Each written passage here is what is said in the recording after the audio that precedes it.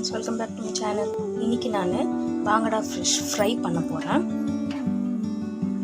தவா fry, oil fry கிடையாது, தவா மேலேயே போட்டு ஃப்ரை பண்ண போகிறேன்.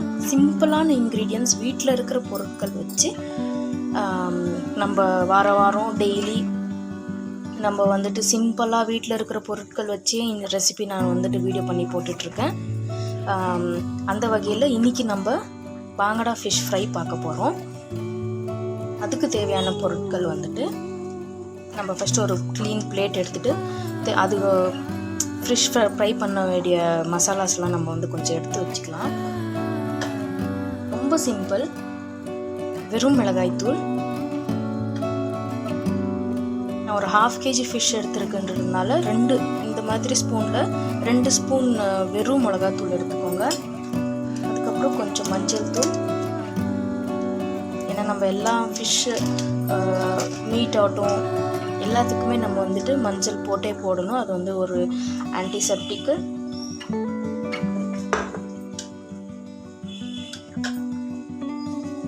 அப்புறம் உப்பு, ஒரு ஸ்பூன் உப்பு, அவ்வளோதாங்க. இதை நம்ம நல்லா மிக்ஸ் பண்ணிவிட்டு ஃபஸ்ட்டு நம்ம லைட்டாக ஆயில் விட்டு மிக்ஸ் பண்ணிக்கணும். ஆயில் விட்டு மிக்ஸ் பண்ணதும் அதுக்கப்புறமா தேவையாக இருந்தால் கொஞ்சோண்டு தண்ணி விட்டு மிக்ஸ் பண்ணி ஒரு பேஸ்ட் கொஞ்சம் ஒரு திக்கான பேஸ்ட் கன்சிஸ்டன்சியில் இருக்கிறப்ப நம்ம ஃபிஷ் எடுத்து எல்லாம் அப்ளை பண்ணி அதை மேரினேட் பண்ணணும். அட்லீஸ்ட் 1 ஹவர்னால் அதை ஊற வைக்கணும். அப்போ தான் அந்த மசாலாலாம் உள்ளே இறங்கணும். ஸோ அப்படி நம்ம நல்லா மிக்ஸ் பண்ணியாச்சு. நான் இதில் கொஞ்சோண்டு எண்ணெய் விட்டு தண்ணி விட்டு நல்லா மிக்ஸ் பண்ணி ஒரு 1/2 லெமன் பிழிஞ்சிக்கலாம். அப்போ தான் அந்த புளிப்பு காரம் எல்லாமே சேர்ந்து அந்த ஃபிஷ் ஃப்ரை வந்துட்டு நல்லா டேஸ்டியாக இருக்கும். ஸோ நான் ஃபிஷ்ஷுக்கு எல்லாமே அப்ளை பண்ணிவிட்டு எப்படி இருக்குன்னு நான் உங்களுக்கு காமிக்கிறேன். ஸோ இங்கே பாருங்கள் ஃப்ரெண்ட்ஸ், பாங்கடா ஃபிஷ் நான் ஆல்ரெடி மேரினேட் பண்ணி ஆல்மோஸ்ட் 1.5 ஹவராக இது நல்லா சிட் ஆகிட்டுருக்கு, நல்லா ஊறிட்டுருக்கு. நல்லா உள்ளெல்லாம் மசாலா போட்டு நல்லா ஊற வச்சுருக்கேன். நல்லா ஊறிட்டு இருந்திருக்கு இவ்வளோ நேரமும். ஸோ நான் இதை வந்துட்டு ஃப்ரை பண்ணி காமிக்க போகிறேன். நல்லா எல்லா பக்கமும் நம்ம வந்துட்டு மசாலா தடவிட்டோம். ரொம்ப வாட்ரியாகவும் இல்லாமல் ரொம்ப திக்காகவும் இல்லாமல் ஒரு பேஸ்ட் மாதிரி நம்ம ரெடி பண்ணிவிட்டு நம்ம வந்து போடணும். அப்ளை பண்ணிவிட்டு மேரினேட் பண்ணி 1 ஹவருக்கு அது நல்லா ஊற வைக்கணும். ஓகே, இப்போ நான் இதை ஃப்ரை பண்ணி காமிக்கிறேன். ஃபைனல் லுக் எப்படி இருக்குங்க. தவா நல்லா சூடானதும் அதில் சும்மா எண்ணெய் விட்டுக்கோங்க.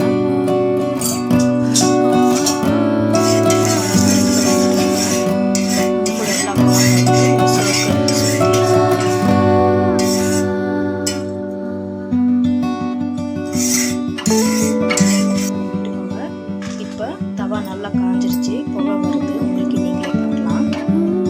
இந்த ஸ்டேஜில் ஊறிட்டு இருக்க ஃபிஷ்ஷு நல்லா நீங்கள் போட்டுக்கோங்க.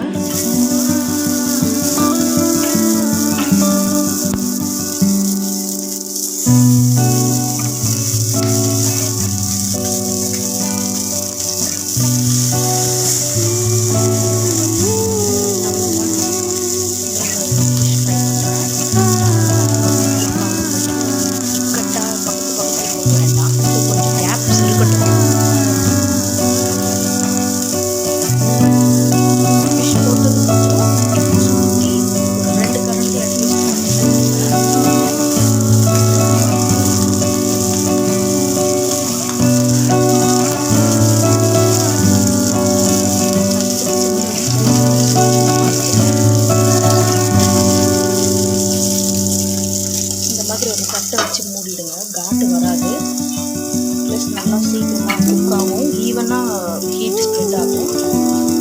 பிளேட் மூடிட்டு அது மேலே வெயிட்டுக்காக இந்த மாதிரி ஏதாச்சும் இருந்தால் அது மேலே வைங்க.